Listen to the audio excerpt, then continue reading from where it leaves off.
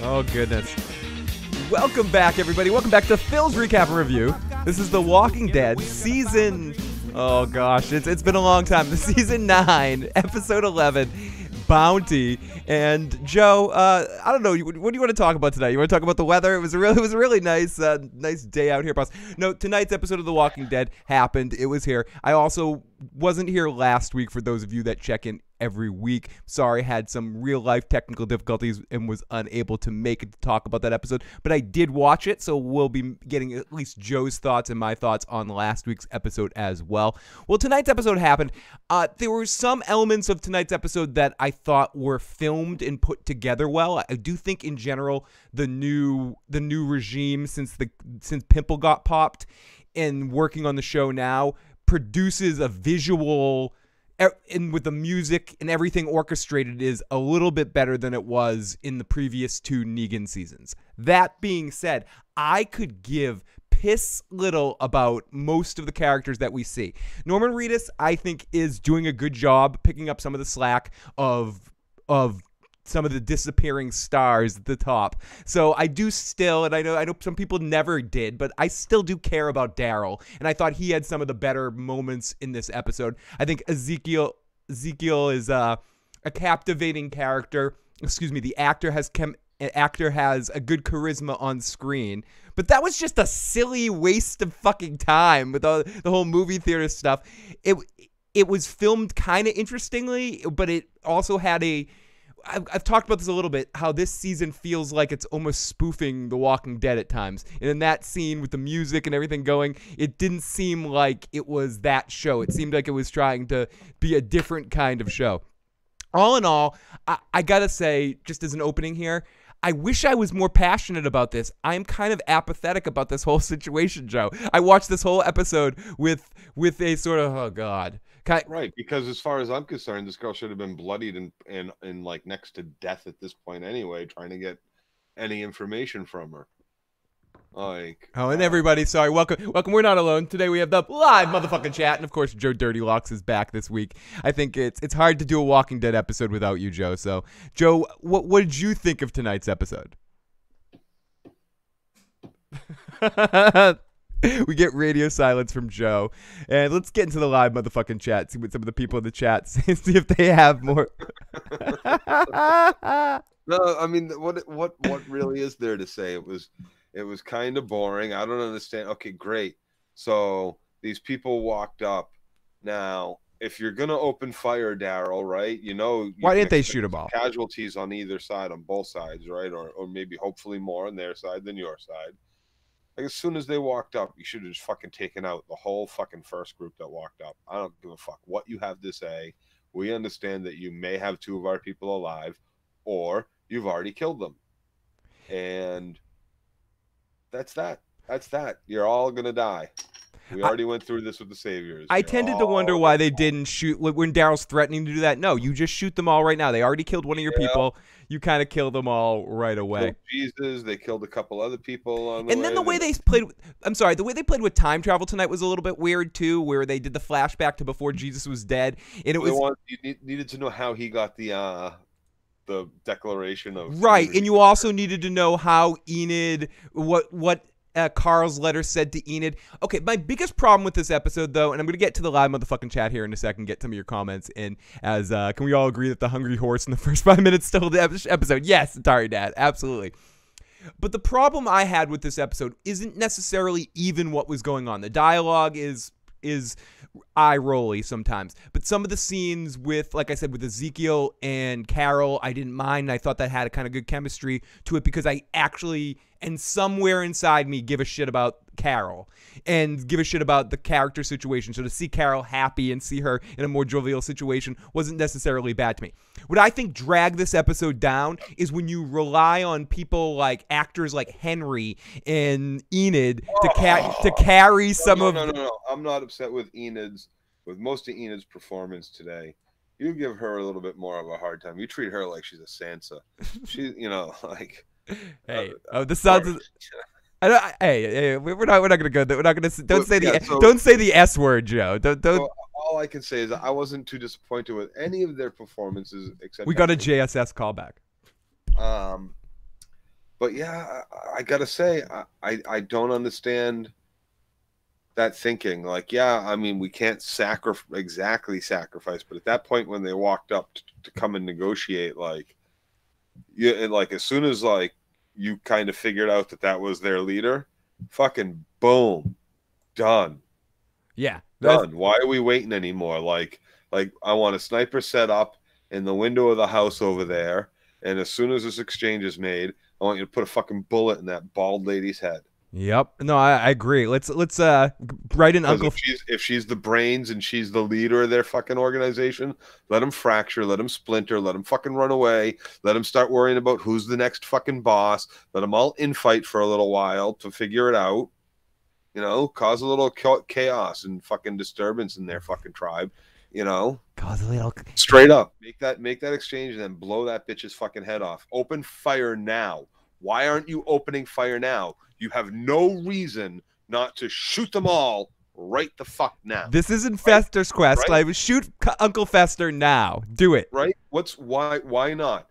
The reason why you weren't going to open fire before is because you thought they had 2 of your people. Okay, great. Now you've made the exchange. You know what kind of people they are. They've now claimed territory on your border somewhere that you're not even sure where, because they followed you all the way to your fucking doorstep.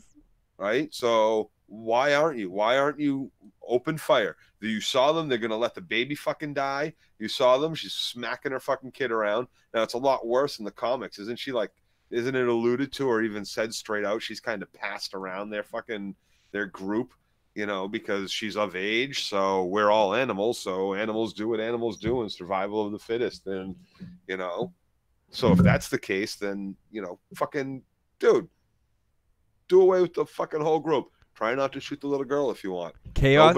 Nobody aim for the little girl, but put a bullet in that fucking douchebag's head now. Right now. Right fucking now. Where's my daughter? Okay, let's get some live motherfucking chat in here. I thought Jerry was gonna die, so we can all agree the hungry horse. Jerry's head will be on us. Spike before the end of this episode. Lindsay says, Daryl serves no purpose to the show. The writers either take comic character arcs and give it to him, or his stories are recycled. They're recycling him, finding the Sophie arc with Henry. Not a good way to do hostage negotiations. Killmonger says, I hate Walking Dead flashbacks now. SM says, who's in charge now? Daryl? Daryl, Michonne in charge. It depends. Each community has a different person. I wouldn't say Daryl's in charge. He's more of a floater from place to place. Tara's is going to be Tara's. Yeah, Tara's in charge of Hilltop, right? Okay, and then charge, and then Ezekiel is in charge of the kingdom, and Michonne is in charge of Alexandria. So the best part of the episode was Alpha slapping Lydia. I was like, as soon as she goes up there, it's like, Katie, watch. They made the exchange. She walked up and she said, Mom, I said, smack her right now. And then boom. I was like, yeah, of course. Come with me. Of course. Lindsay that isn't even a fucking surprise. Go Walking Dead. Should have had her like, you want to impress me, Walking Dead? You want to make me think something? Have her punch her in the fucking belly and then kick her once when she's on the ground. I gotta say, real.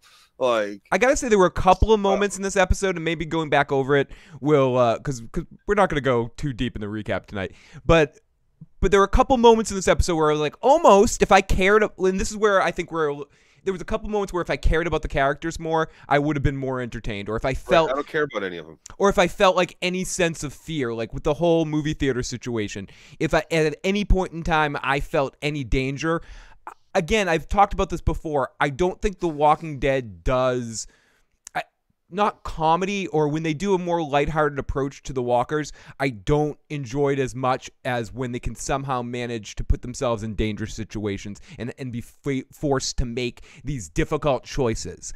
And it would have been even more weirdly interesting if Ezekiel had to sacrifice a red shirt to get what he needed, instead of making it all a big jerk off fest right there. You turn it into something more along the lines of Ezekiel really wants to get this extra shit. You know, he wants to get the movie bulb working, the movie theater thing working, the frame working, but somehow he needs to sacrifice some red shirts. Didn't even have to be anyone we care about, and sacrifice some of his people to do it. And it's an actual character, a difficult choice for him as a character to make, not just let's have do the classic almost TV sitcom thing where, oh, we can't do it, Jerry dropped it, we're all busted now, and Carol goes, actually guys, Donna Reed's here, Let's do it. Let's do it. You know, and it was like so cheesy, and then the music kicks in, and it was I want to do it with my dad. It almost meant went into, and Chris Hardwick joked about this going into The Talking Dead, it almost felt like it could go into a musical at one moment, and not in a cool Buffy or Scrubs way, like in a really, really cheesy bad way, in an Oklahoma way. I don't know. I might be off on a rant here, but whatever. They hide when they saw it coming. This is exactly what a friend of mine said. That was the only good thing about the episode. The slap. At least Sansa helped Jon at the Battle of the Bastards. I'm actually wondering if Darrow was bluffing about the firepower. I hardly see any guns since the time jump. You got to figure that Eugene is still. He probably just has a back. Why not? Yeah, he probably just made so much of it, and there's so much peace going on right now since the war is over. There's no need to see that right now, but I'm sure there's still stockpiles at this point. Right, and on top of that, you have multiple people that know how to make arrows. Yeah. Everybody, like, there should be 5 people making 1,000 arrows a week. And everybody should be like master fucking bowmen at this point, constantly practicing on archery ranges. Cattigat adds, actually, the song at the end was pretty good. It reminds me of season 1, season 5, the good old music at the end. Oh, when the dun-dun, dun-dun, like when it looked like they were walking towards it for this big showdown. There was a couple moments where I thought, again, where the orchestration works better than when they choose music for stuff. But if I'll listen back, but I'm blanking on the song at the very end. Cattigat, you're so right about that. What did Cattigat say? The whole scene with Connie running through that cornfield, there shouldn't have been any sound, not that weird whoosh. Yeah, well, what was that? What was Maybe she hears whoosh. Maybe that's what they're trying to say. She's not fully deaf. She hears whoosh. If she dare, is she like listening in a fucking conch shell? Yeah. Listening in the conch shell, I like that. Judith is the only one I've seen with a gun so far since Atari Dad. Exactly, Atari Dad. Our arrows will blot out the fucking sun. We will all just keep launching arrows at you all until you're all fucking dying and screaming on the ground with bolts in you. Like, come on now, this is ridiculous. Of course they have the fire, but they should be making arrows daily. Blacksmithy, he could turn out how many he can fucking mold how many fucking arrowheads, how quick. Come on. Yeah, we need some Flokies up in here. When I get to my message, I will definitely do that. Jay will get your message a little bit later. And if anyone else wants to call in, you can call in at 781-990-8509. Again, that's 781-990-8509. Leave your thoughts. Tom, I do have that, and I have some of them queued up. Appreciate Tom himself. Took some screenshots of this episode because we really do want to relive these moments. Okay, this is probably... I did also watch last week's episode. This is what I got to say about last week's episode briefly before we get further down in this. I feel like last week's episode was good. I think The Walking Dead does decent in those backstory type episodes if you care about the characters again. And I thought it did a decent enough job in the flashback stuff. I liked the reveal at the end when they switched it over to the poster box was for. Yeah, the perspective stuff. I didn't hate that, but for the most part, last week's episode was another one of it. It seemed like it was a lot of foreplay and not a lot of action, and it was kind of forgettable. But it was just another one of those. I enjoyed some of the Alpha backstory, I guess but it wasn't. I thought it was fucking stupid. Stupid. Worst. And here's the thing. We already discussed this whole bullshit, right? And we've had all these fucking moments of posturing back and forth and stupid shit with Negan and the governor and fucking the rapey cops and just, countless. Now we're doing it with the Whisperers. Okay, great. Okay, wonderful. Now, okay, let's reconcile this some more here.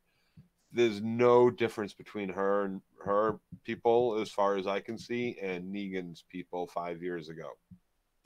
None whatsoever. Okay, the baby's gonna die because survival of the fittest. Normally we'd have killed your people, but I said I want my daughter more. I find the Whispers so far more interesting than the Saviors were. Why? Because they wear fucking dead people skin? That must no, it's right? it's more This is definitely the way we should live. Fuck it. Let's walk around with the dead people instead of just fucking avoiding the hell out of them. Are you kidding me? Are you kidding me? No. Like, come on. That's stupid. And let's follow this crazy fucking bitch who's smacking her daughter around. Yeah, that's wonderful. Who can very easily, right? They're wrangling the people, the walkers off over there by the cornfield. The baby starts crying a little. And instead of the bitch just walking away, maybe if I just walk away 100 yards, they won't hear the fucking baby. And I don't have to put my baby down in the fucking dirt and let it die as a fucking feast for these stupid things. Because this bitch won't let us kill him. Are you kidding me? That's so stupid. It's so fucking ridiculously stupid. Oh, yeah. I think They're not more interesting than Negan's people. They're not. Like I said, in the books, they make it even more disturbing because, this little girl's been passed around, old enough to bleed, old enough to breed kind of shit. We are animals, like she was saying. Ooh. So it makes it even more of a, like, why would these people, how many people does she have following her? And they're all like, oh, yeah, she's the alpha. She knows what's up. Skin that zombie and put it on. Like, fuck that, dude. Cadigan says, wearing dead people's skin can be very contagious, though. I mean, diseases. And Killmonger, great to see you. This is what I'll say about last week's episode. I'm going to echo what Lindsay says in the chat. At least last week's episode held my attention for more than 10 minutes, which I cannot necessarily say about tonight's episode. Tonight's episode had... No, all the movie theater shit fucking I was done with. Like... Should we? Shouldn't we? Oh, we can that part, Joe, yeah, I was done with. Sure. When they got into a little bit of the way they were filming in the dark with the walkers, I thought that visually looked pretty cool, but I felt no stakes to that whole situation. No one was gonna die. Yeah, I just felt I felt like no one was gonna die. I felt like I didn't care what the outcome of the situation was, but I thought it was filmed okay. And there was enough red shirts that if somebody did die, that was a big fucking deal. Yeah. And I thought the walkers looked kind of cool, and in some of the light and some of the ways they were. Always look kind of cool. Yeah, not always though. There was that point in time where they looked they were. Sea Nation walkers look cool. Fucking Night of the Living Dead zombies look cool. Lindsay, I mean, it's hard to fuck up zombie, right? Like, especially when you have the budget that these people have. Lindsay says bad B-rated zombie films do zombies still pretty good. It's true. Like, it's true. That's why it's like a lot of low budget films will do zombies and stuff. Well said, Joe. The Whispers are far more disturbing in the comic. They come off quite cartoony so far in the show. Killmonger says, true, it was amazing when Dwight was making that egg sandwich in the sanctuary. Yeah, I doubt they'll be putting gangbang stuff in the show. This is AMC, not HBO. And I agree with what Joe says. A K ally in the live chat. Paul Q says the guy she killed last week didn't even struggle when Alpha strangled him to death. Ronnie Rollins, great to see Ronnie Rollins in the live chat. I thought the movie shit was fun because they're like, what 5 years doing that kind of shit. She's doing her comic counterpart justice, a very talented young lady. Caddigat says, at Joe, the whole mission for the light bulb shit was dumb. I did like the semi-gore, but the mission was just black. Yeah, well, I mean, I understand their want for that for the fair, right? It makes for a good fair attraction and all this shit, and I understood his little reasoning. Okay, do you at least find Ezekiel as an actor? I'm trying to find the good points here. No. He's a good actor. I like his character. I enjoy. Not particularly. But and then on top, I'll be like, okay, that's one of the gets that they want for this fair, and I can possibly understand that. But just chop your way through the fucking zombies. I'm so sick and tired of this, like, avoidance until someone gets bit, and then we'll chop everybody up. Like, this time at least they did it, and Carol was like, okay, we're gonna do it. She makes a suggestion. Finally, nobody dies. They get it. Everything's okay. Okay. Okay, here we go. Let's listen to this shit. Let's see. This is my favorite thing to hear. Okay, Joe's rant, awesome. Like 10 out of 10, Joe. And wearing, I don't know. It just seems to me like wearing the zombies is an extension of like the first season, or Maggie's strategy. I mean, for Michonne's strategy to avoid the zombies, which was like when they put the blood and all the stuff on them, and they had to wear that to escape the horde in like season 1 or 2, I believe. And when Maggie cut their arms off and took out their mouths and had them chained up to keep other zombies away, it just seems like it's an extension of that strategy, like drawn out more. All right, later.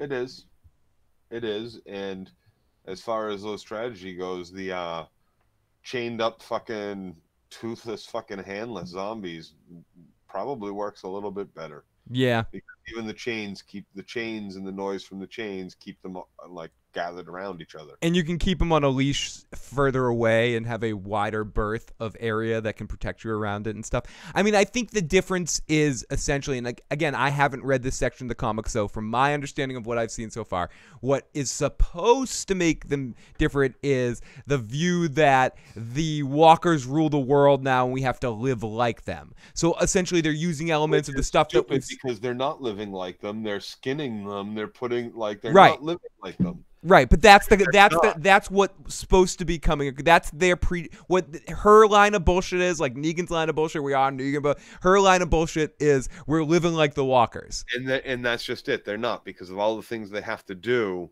to be able to walk with them and herd them and keep them together, and they still communicate with each other. They just do it quietly, and they have to fucking tan these fucking hides. Like in the books, at least, you even get to see like a couple of frames at the end of the third compendium that it's, you know, that they get the skins out drying in the sun so they can, or you know, whatever the fuck process they're doing, so they can put on their suits, full suit, not just face masks. These are full body suits that they wear and shit. Couple more questions in the live chat before we go into looking back at this episode. God, fucking smell.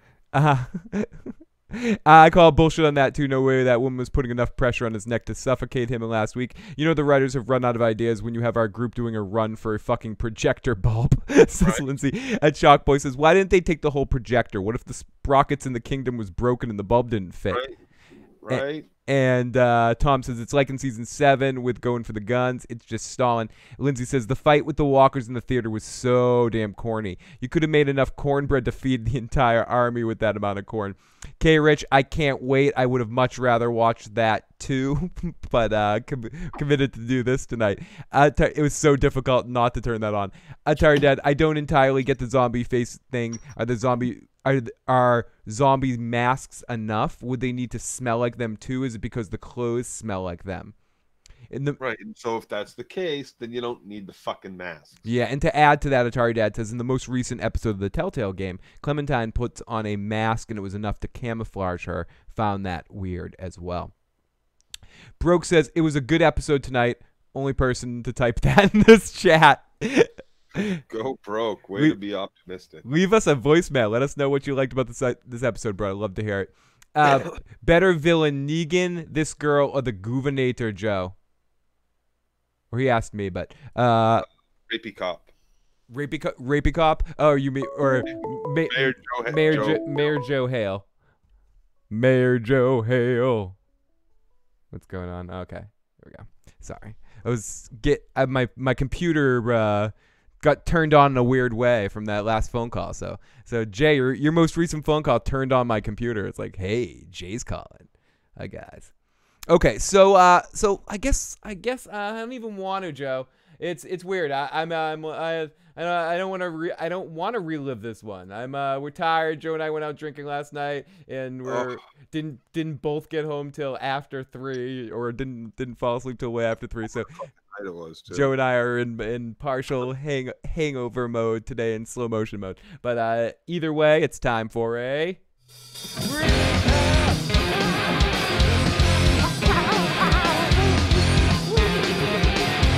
Okay. It's time for a recap. Okay. That's enough of that stuff. What's up? Oh, great to see Ranch in the live motherfucking chat right now. Rancho verse. And I've said this before, and I'll say it again, Joe. Sometimes I just take shitty notes. Sometimes I mail it in. And with certain shows, I mail it in more than other shows. This one, tonight, I unfortunately... Tonight's one of them, Phil. Tonight's one of them. Tonight's one of them. I might have... Recap! But... Like, we could skip the recap and just do the review. Well, I mean, like, what we're gonna do is just go through each scene. We're not gonna dwell too much on this. Let's no sound clips. No. You just moving on to talking about something else, right? Joe in Phil, do you guys think Ezekiel will die? Says the KLE. I tend to think that yes, because I don't think Carol's going anywhere. I think they're gonna want to keep as many of the main characters as they can, and I think. The only thing left to do with her character now, and she's going to be more of a focus between the two of them if they had to pick one, is the only thing to do with their relationship now, because this is Walking Dead universe, and if they really want to, what it seems to happen is one of them needs to die or disappear. And I tend to think it's going to be Ezekiel, and then we'll have to deal with Carol dealing with loss again and going all crazy Carol or something. Their relationship still seems too new to me. I know it's 5 years down the road. I know we had a season of it, whereas will they, won't they, are they, aren't they kind of shit. Like, it still seems too new. They just did a 5-year time jump. Who cares? Okay, great. Why aren't you over it already, Carol? Yeah. No, I do not. Like in order for that to be an impactful death, either one of them, aside from Carol for us, because she's one of our long timers, and aside from the Ezekiel fanboys and girls out there, it's not a like, oh no, the relationship is gone, is ruined. But you want to talk about relationships? Let's talk about Daryl and the deaf girl. Yeah. Oh, you think that's a future relationship there? Yeah. Oh, I do indeed. Daryl's like Tyrion, dude. Daryl's exactly like Tyrion. Do you feel a little 90210 going on this show? If I feel like we're turning into what I think The Walking Dead in its final years is going to turn into soap opera. I mean, and I know everything you could call soap opera continuing. What I mean is more based around who's dating who and couples going back and forth and everyone's relationship. Everyone's reality TV, baby. Yeah, it's getting a little crazy. Let's hook Daryl up with the deaf girl. Let's hook them all up with some hookers. Oh, we got Dylan Weinstein in the live chat who says, "Who died? Our expectations for a good episode." But nobody. Nothing happened tonight. Nothing happened. Did anyone die tonight? Nope. Oh, we saw those horses. I don't think so. So no one. Well, there's 3 stars on the couch for fucking Talking Dead, so I figured one of them 3 was going to die. I was very disappointed. And do you know who the greatest? I'm not happy with any of it. Do you know who the greatest chatter of all time is? Dylan, and Dylan. Sorry. So I saw that. I was watching the Chappelle Show episode earlier today. Okay, why are they still calling him as your Majesty? Because they're all fucking insane. Wait! Well, Red Team Review popped in the live chat. He's what's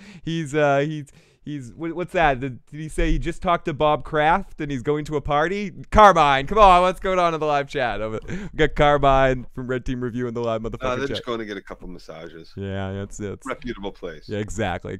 Carmine's going to hang out with his buddy Robert Kraft and something. But did Spike Lee get snubbed again? Oh, the Oscars were tonight. We would have done a live stream of that, but we of course Joe would rather watch The Walking Dead than do live streams. No, dude, you buy your Oscar. You throw enough money, or some of these awards, man. You throw enough money out there, man. It's buying. Or it's a campaign. You campaign for it. There's so many movies that come out that deserve to be Oscar nominated that aren't, and so many that are Oscar nominated. And then you have like his. Do not use this as an opportunity to rag on Birdman again. No, let's take like, we'll say the Emmys, not necessarily the Oscars, right? But like you got Game of Thrones, right? And like it's gonna win Best Actor, and like How can it win Best Actor? But what? The best actor's working with shitty screenplay?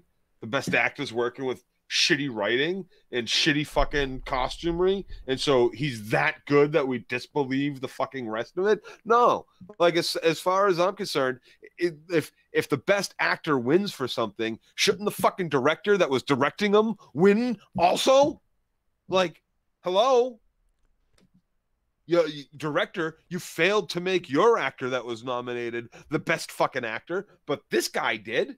So why isn't that, like, shouldn't, like, the Game of Thrones just win them fucking all? Like, it makes no, like, you buy it, you campaign for it, you buy it, and then you have Tyrion sitting there going, really?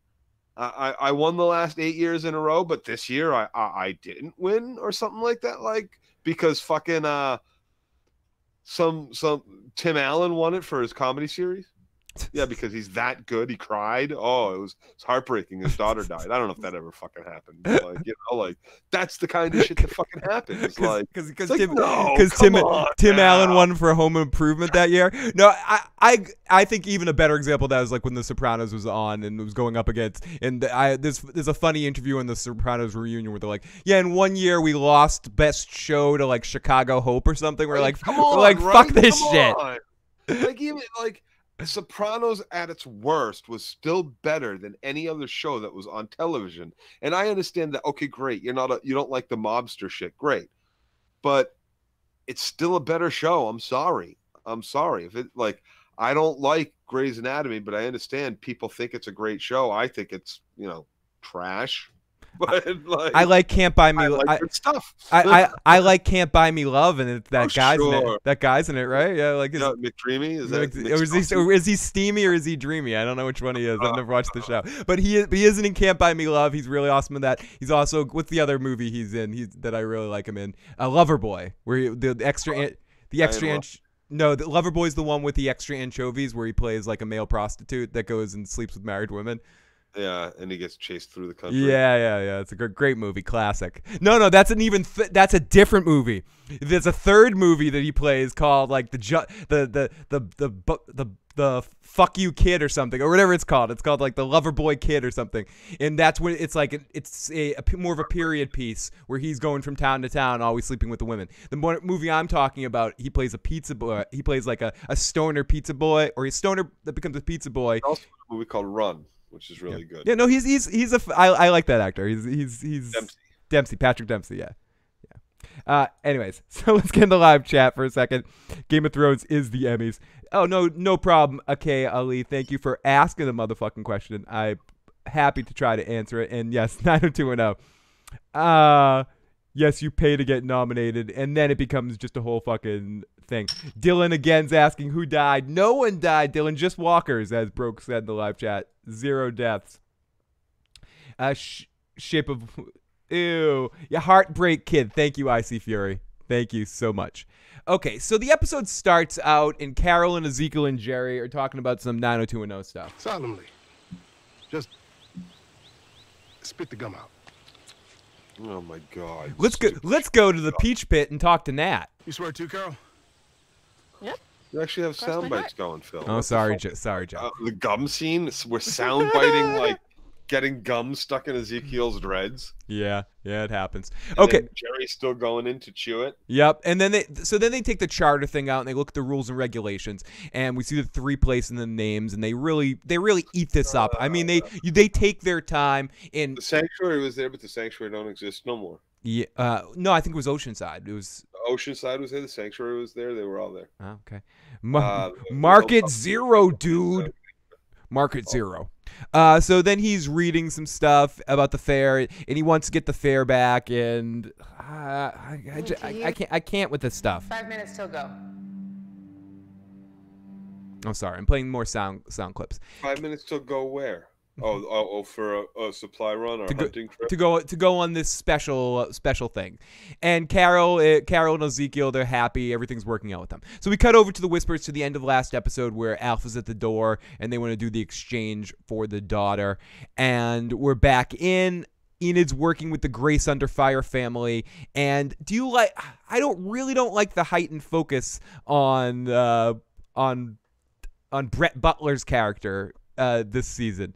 It's just I don't care about these people, and I know I'm repeating myself over and over again, but there's not much to say here other than I don't feel like they've done the time and effort to make me care about a lot of the characters. How about anybody, because okay, it's gotten to the point on the show where there's so many communities and now so many people that can come in and out that they can't spend enough time on any one or two people to get us to care about them. So they do things like this. They introduce a group and they spend a lot of time focusing on like our new group here, the deaf girl, the sisters, the like the music guy. And then you have to focus on kind of all of them. And then that leaves our main stars on the back burner for long-term fans who are like, well, I don't care about these fuck. I want to know what Daryl's doing next. And I would take them off the hook because it's tough because we constantly introduce characters. But look at this fucking look at the fucking Wire, okay? And I know not every show can be The Wire, but The Wire managed to have a show that had no 5 seasons, 5 different and always introducing new characters, but always bringing back the old characters to make you care about them and never making you not give a shit on it and stuff. The Walking Dead, if they could take like even a tenth of that and give a shit about it, and The Walking Dead has more money, more resources, and when they don't introduce characters if you're not going to do them justice. Make spin-off series. Make more. Your Fear the Walking Dead's doing great. Put out Fear the Walking Dead Part 2, Electric Boogaloo. Who gives a shit? Yeah, absolutely. Okay, so Enid and Grace Under Fire have a talk. I'm not sure what the hell was going on. So they say the Whispers are here. Then we get our heroes watching the Whisper Force, and they're all lined up, and there's a conflict. Then we go back over to Carol and Ezekiel to have some hijinks on a side mission, Joe. I was thinking you could accompany them to protect the cargo. The Wire season 4 is the best. Do you know what's interesting about I think season 4 probably is when it all comes together the best in The Wire. I think it had the ultimate combination of all the storylines, but I have love for every one of those seasons for different ways.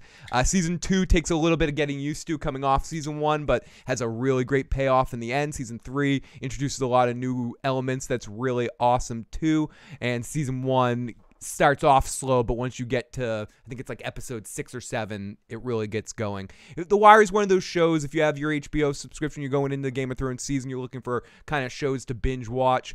The Wire is one of the ones that kind of gets slipped under the rug. It doesn't get as much fanfare as, say, The Sopranos, or even Oz kind of gets remembered a little bit more than The Wire at some points. No, The Wire is largely considered one of the best shows. I agree, but there's probably a lot of people that still haven't watched it or haven't given it a shot. A lot of people rank it much higher than The Sopranos. Oh, it comes down to those two shows. The people that like The Wire or that are huge fans of it are like, it's the best show of all time. There's no argument. I wouldn't go that far. I would say it's Game of Thrones is the best show of all time. We'll see when it's over. So far. we'll see when it's over. How I Met Your Mother. A few bad episodes at the end of the season can ruin the entire run for you. And I'm still there's a couple of other Vince Gilligan shows out there in the world that could be entered into that conversation for me as well. Oh yeah. But that we'll have that conversation after Game of Thrones is done, because then I feel like the argument's there. All I'll say about 6 Feet Under, or not 6 Feet Under, great show too. About The Wire is, I see the argument, and the people that say it's the best show of all time, I'm not going to say you're wrong. It's extremely well made.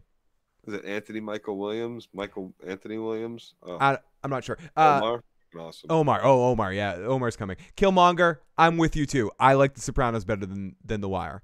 But I think, and because of the characters, and I think The Sopranos, we're talking about The Walking Dead, and talking again about introducing new characters, even for moments to care about. Better use of titties in The Sopranos. Always. But beyond that, it also was able to introduce characters for single episodes that you gave a shit about and followed them to the end of whatever their arc was. Like the episode when Bobby Bacala's dad, Paulie from from the Rocky movies shows up and has an episode where you just kind of focused on some of his situation and you just give a shit about it so much. Feach Lamont shows up. Part of it's the casting, part of it's the writing and all of those elements, and I think that's part of the reason that The Walking Dead is failing for me. Not even what they're doing with the main characters. It's just when they introduce these new generation characters, I just don't care. It's horrible. Okay, sorry. Let's go. Yo, great to see you guys in the live chat. Game of Thrones better than Breaking Bad. Lindsay, Yes. Joe and I, we're not going to have this argument now. Let's curb our enthusiasm on this argument. What? Pritchard, man, Westworld has no business. Hey. With only 2 Joe. seasons under its belt, first off, has no business being on that list. He's trying to troll you, I believe. Yeah, he's trying. Feach Lamont, yeah. Feach.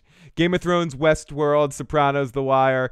I love how he just slips in Westworld right there. Like what? But I mean, I fucking love Westworld. Put in Westworld and not Oz, like Pritchard. I'm like Pritchard. You know how I feel about Oz. Oh, thank you so much for the motherfucking sub toast tosser. Down a little bit, but there was some really good parts, like the the Jamie Lannister falling off his horse with Bronn into the ocean, the bro save. Even though people seem to be some people seem down on some parts of season 7, I will still go to my television grave saying season 5 was the worst season of Game of Thrones, even though it had a really amazing episode in it with the sand snake shit. The Dorne shit, all of that was the worst stuff ever on Game of Thrones. There's been other there's been Ollie. What was that? It's worse than Ollie. Yeah. Ollie, I wanted to hate Ollie, but that was effectively hate him more than the fucking sand snakes. All of them sucked. All of them. Even Oberyn's wife sucked. When it comes to the best card TV, whatever the fuck she was. Courtesan. When it comes to his paramour, when it comes down to personally, I think Banshee is better than any show anyone's bringing up. Says Banshee's fucking awesome. SM Down. Banshee's a really good fucking show. Banshee was a good show. Strike Back was a good show. Yeah. Dude, Cinemax had some good shows there for a little bit, man, and I agree with you. Banshee was far better. Lindsay says when it comes to current best show, Preacher is king. Mic drop. Bad Pussy. How dare you? I like the first half of Nip Tuck as well. I think Joe and I will both agree. Up until the end of the Carver storyline, Nip Tuck was in a conversation. That was the best of all Ryan Murphy's as names. All of his shows that have some elements that work. I like here and there, like Glee at the beginning was good for what it was trying to do. Scream Queens had some elements that I thought were funny. American Horror Story had, at least at the beginning, worked for a lot of people. And if you're into that genre, I think at the beginning of Nip Tuck, those first couple of seasons of Nip Tuck were really fucking awesome. Sick, twisted shit. Peter Dinklage is in that shit too. Yeah, Dink was awesome in that. That was the first time. That was when I first saw the Dink fan. Like I had seen him in other stuff, but that was when I was like, this dude can act. When he was so ready to fuck the wife. He did fuck, didn't he? Didn't he fuck the doctor's wife? I don't remember if he did or didn't, but it's been a while. If he did, it was because hubby drove her to it. And Dink is just so fucking Dink. Yeah, the Sand Snakes were a drag. Your hat sucks, Joe. Sand Snakes fucking rule. Yes, season 5 of Game of Thrones was bad. Sand Snakes suck. Carmine says I gotta watch Banshee, The Wire, and The Expanse. I think that's what it's called. I've heard good things about The Expanse. I haven't watched it yet either, and but I've heard a lot of people have told me to watch The Expanse. Carmine, Strike Back still comes back. Spike Lee lost to Green Book. It's Do Right Thing, losing to Drive Miss Daisy all over again. Lindsay, why do people hate the Sand Snakes? I'm not a book reader. People get into that in live chat. Nip Tuck. Yeah, fucked his Tom. That was Nip Tuck. Nip Tuck was awesome. The second half just tried to cram random shit there, and I felt it was more or less stories told from the other plastic surgeons. It was Carmine, 100%, and it even got super bad when they moved. Didn't they move from Miami to Hollywood or something? And in sort of the back half of the show really kind of dwindled. But it's one of those shows that I watched till the end, because because the two main performances of especially Julianne Moore just fucking carry that fucking show. Sons is better than The Walking Dead. What are you laughing from, Joe? I like Scream's intro and talking ass from the hot ass cast of Plastic Surgeons. You know, Phil didn't like the episodes because he's finding excuses to talk about other shit. I know what you're talking about, Broke. This is I see Broke's comment. I saw Critch's comments. so The Walking Dead. So Can't get through the recap. yes, The Walking Dead is so good. Like we've been talking about other shows. What are you talking? Emmys or fucking Oscars, bro. Do you notice how the first? Fuck The Walking Dead. We're on to other shit. Joe, do you know? All I want to say is, do you notice how the first half of this? If people want to just do a little experiment, just the first half of this podcast, Joe and I seem like we're getting ready to go sit through like a 5th grade science class or history class or something. Where in the episode we're so excited to be talking right now, but the minute we start talking about other stuff, it's like, hey, this is fun. But this is a tough episode to talk about. I know someone's wandering in here that liked this episode and is a fan of The Walking Dead right now. It's like, fuck you guys. I dislike this to death. Why are you watching this show then? And it's a fair question, and I'm gonna continue to watch it, recap it when we can, and have fun with it. But I was not. This was one of those episodes I was absolutely not feeling, and not even in a way that I hated it to be passionate enough about to scream about it. In a way that I really don't want to talk about it. There's nothing to rant about. There's nothing to bitch about too much. I mean, we can get. No, I did all my bitching. Like, is there anything else to say? There was some shit in the media this week about was it James Woods talking shit about it's all women now in The Walking Dead, and it's so like overflowed with women or some shit, some tweets, and like Cumless came out and said some shit like, James, the fuck is wrong with you? Ooh, awesome. And I'm like, you know what? It is, but like, what the fuck? Why not? Like, who cares? Like, it makes no difference to the storyline whether it's a female or a male in particular roles of leadership, or how many males or females are on the fucking show at all. Killmonger says, I hate Henry more than Ollie. I think, and Jay says, I like Julian McMahon in Charmed more than Nip Tuck. I also think the show was more rewatchable. Charmed was amazing as well. Didn't Nip Tuck have the naked Rosie O'Donnell scene? Can't remove that image from my head. Yes, it did, Johnny Rico. Oh, yeah. Dude, Rosie. And Carmine, absolutely. I will definitely message you on that, and I cannot wait. That would be freaking amazing, and that would be a ton of fun. Phil, I'm not feeling it, dog. I'm definitely not feeling it. Okay, so Carol and Ezekiel have some hijinks going to side mission. Daryl comes out for Daryl and Alpha have a talk. And I guess let's listen to a few seconds of Daryl and Alpha talking.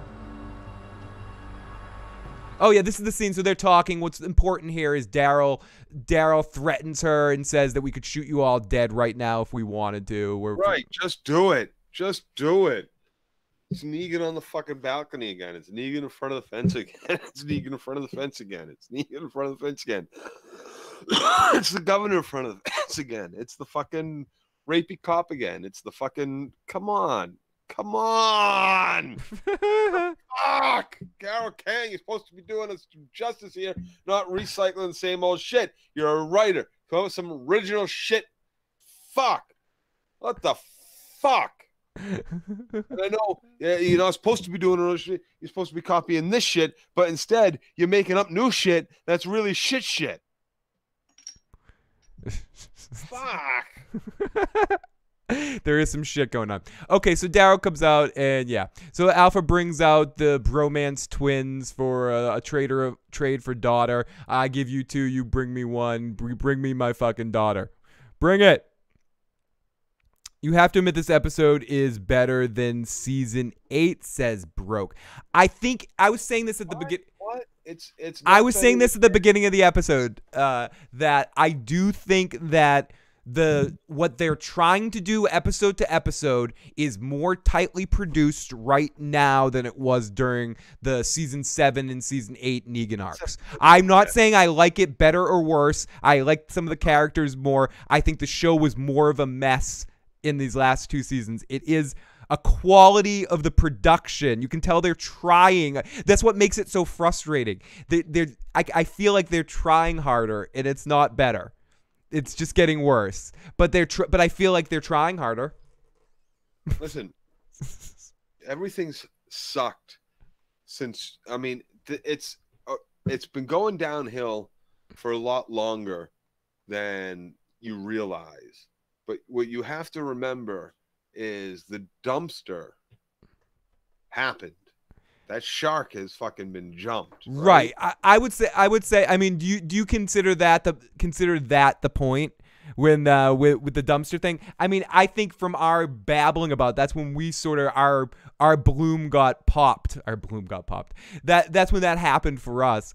But I think in a lot of people, I think really the moment that if you really want to look at it, there was some good stuff that happened in Alexandria. But the moment they got to a community and they got to Alexandria full time, I think the last great era of The Walking Dead for me was probably when they were still at the prison or moving from the prison or the Terminus thing. I think the last really awesome thing that I was way into on The Walking Dead full force was the Terminus thing. And that's been a while. It's been a fucking while. Yeah, because, I mean, Bob was introduced there, and he was getting his leg eaten from that. Yeah, we had the joke. We had the penguin was in there, too. The penguin. Carol did that cool ninja shit. And... Couple quick questions here before we finish up this recap. There's Carmine says there's only one thing that can save this show. Less episodes. 10 episodes a season would be great. A lot less filler. People hate the filler. They need to drudge through for 16 episodes. I could not agree more. I would almost say even less. I would say 8 episodes to just have quick story arcs. And I mean, they almost minimally try that with these half a seasons, but I think even less. I think The Walking Dead would work best right now if they scaled back it completely to a show like Tales from the Crypt, where you had Daryl as the Crypt Keeper, and you just gave different stories from the Walking Dead universe. Oh, that's that right there. What you have just described, Phil, is essentially then Z Nation, the book. Oh, is it? Is that basically what Z Nation is? Yep, it's small vignettes, different stories that one guy goes around and collects from all these survivors that were around from the apocalypse 20 years later. I just think that's the best way, and I guess an anthology series of some sort. I think that's the way that The Walking Dead could do shorter, more effective storylines, because I feel like the best place in a visual medium that The Walking Dead has been in the last few years has been in the Telltale video games, because it's just a shorter, and it's not even because you're engaging in the story, it's also they're just better written visual tales. If they use that same quality of writing on the television show in shorter doses, I think it would work really well in a lot of cases. See, my problem here is fuck these 16 or 20 episode seasons. I agree, but also I feel ripped off, and I feel you gotta remember these 10 episodes. Carmen, 5. They were better for a lot of shows, and they only came around because of the writer's strike. Writers wanted to be able to work on different shows. They weren't being allowed to, and they wanted to be able to make this more money. So the studio's answer was, fine, we're going to cut all the fucking seasons down, and only very few of them, like Law and Order, CSIs, or NCISs, were still 22 episode seasons. Most of the rest of TV dramas dropped down to 10 at that point. They cut all the writers. Fine, and now we're going to pay you half as much because you're writing half the episodes. Go get another job. You want another job? Now you can go get it. So my whole thing is, fine, keep them at 10 episode seasons, but there's no reason why we can't have a season every 6 months. A nice, compact story that lasts 10 fucking weeks, and then 6 months later, you get another one. Not these half-season cliffhanger finale shit, but a full season like we're talking about here. It depends the kind of show. If a show's a big production and they really have like a way that they work, I'm okay with it. Just give me the quality. It's when a show takes a long time and still gives you poor quality, that's when I think there's a problem. And I don't want to get into a whole Westworld thing with you. Westworld takes its time to do what it needs to do, and it produces a good quality product whether you're into it or not. Same with Better Call Saul or the Breaking Bad stuff. Like, take as much time as you want to do that because it's quality. It's other shows aren't necessarily like this. Right. I just want one last point is it makes good sense too for the way shit is moving into the streaming universe, because you put out a 10-episode arc that people watch that shit in 1 day, 2 days, and then you want them to wait 363 more fucking days till they get any more of that series or any more mention of it. Like, give them another 6 months, give them 10 more episodes. Why the fuck not? Like, it puts them right back in the interest. Just in general, do you think the seasonal dynamic of television is over or should be over, that shows come out at certain times of years every year, or should shows just drop it? It works for some things, because here's the thing: when kids are in school and when kids are together, you get more talk, water cooler talk, fucking in class talk. Does that still even exist? That still does exist. Like, kids still go into, like, they may talk about the shit online after the show or on their Facebook and all this shit, but it continues even for adults, when you get to the workplace, when you get to school. And I don't know if they're going to talk about wanting to watch it again next week. Yeah. I mean, obviously it still exists. That's why kids run around in fucking Halloween costumes. The dumpster and the cliffhanger killed the show. It hasn't been the same for me, says Jay Ski.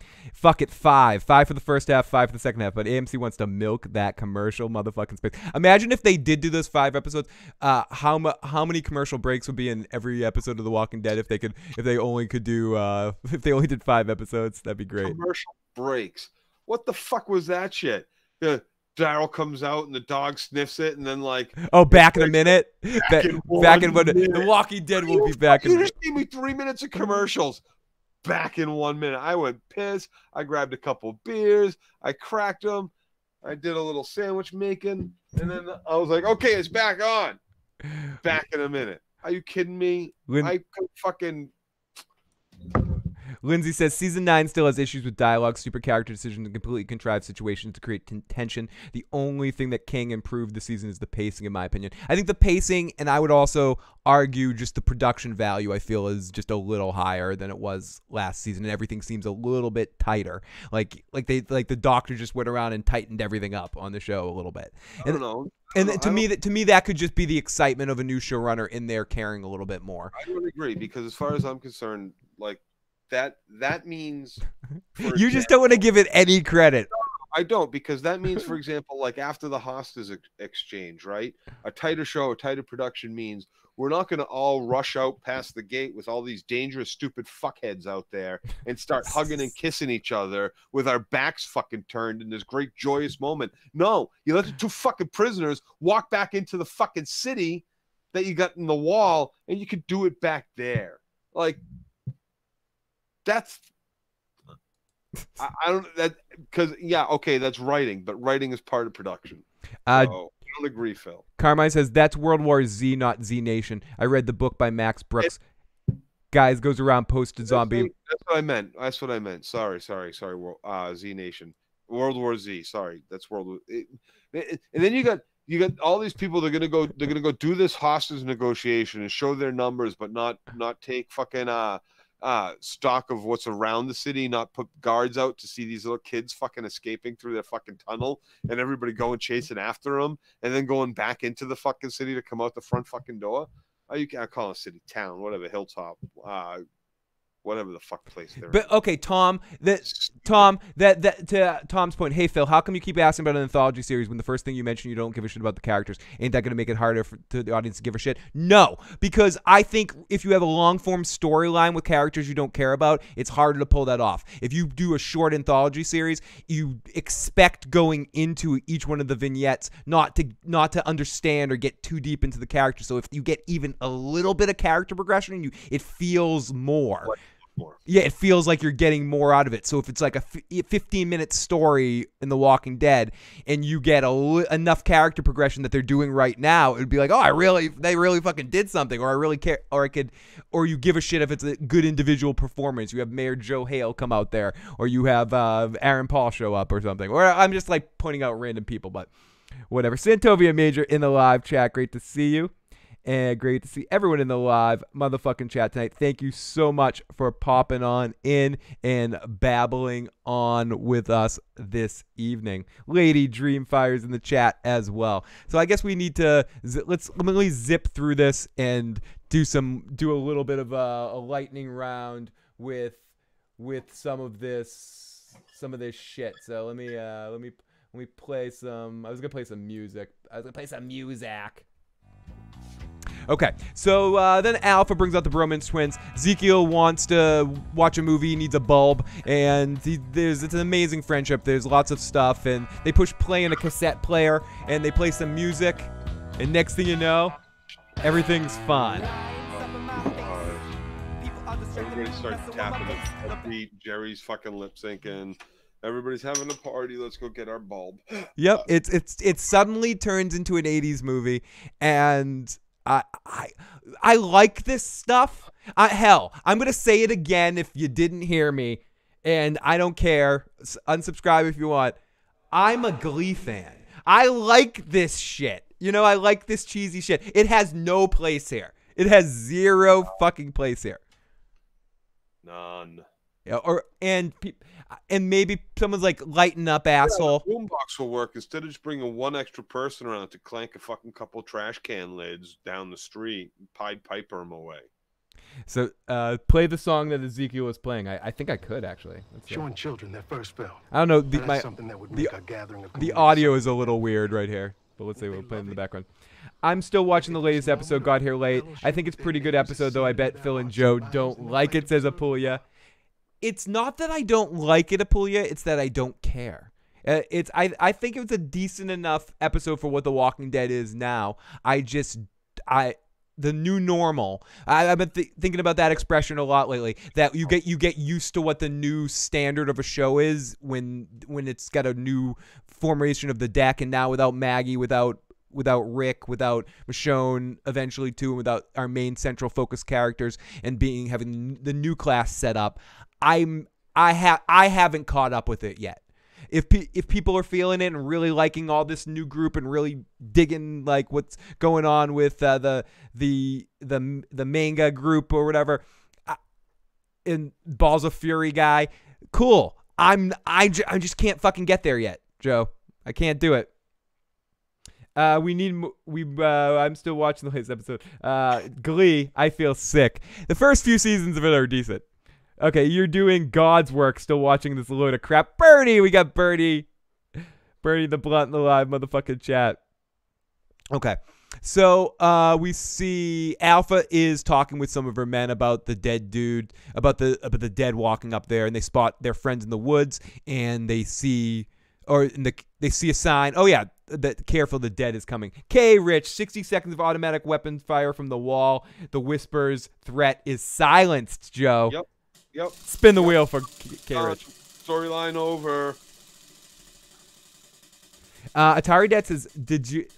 Atari Dad, speaking of doing the Lord's work here, trying to change the subject. Did you hear that Hula or FX might be bringing back the Marvel Netflix shows?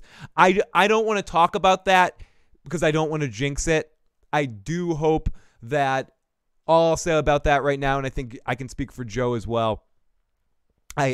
More than anything, I hope it's not the last time we see John Barenthal playing the Punisher and seeing Vincent D'Onofrio playing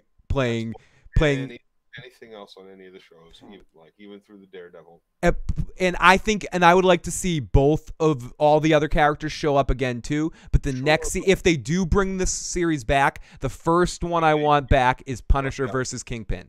We need want to see Iron Fist come back with a different actor. With a different actor. Okay. If you recast him, if you get Loris the fuck out of there, and you cast Luke Cage wasn't a good show. I thought it was pretty good in season 1. I thought it was uneven, but it was pretty good. It was uneven. It was 2 different seasons. It was in each of the seasons. I mean, but I don't want to. No, not 2 seasons. Season 1 was 2 different fucking seasons. If people want to hear about what we thought about those series, you can go back and check out those reviews on the channel where Joe and I talk all about that stuff. Bring it back to fucking The Walking. I'm trying, people. I'm trying for you. Sorry, dude. Good try. Mate, you almost got me there. Like, wait, fuck you, dude. We still have one more of those seasons to talk about too. We have one more left. Richard. And whoa.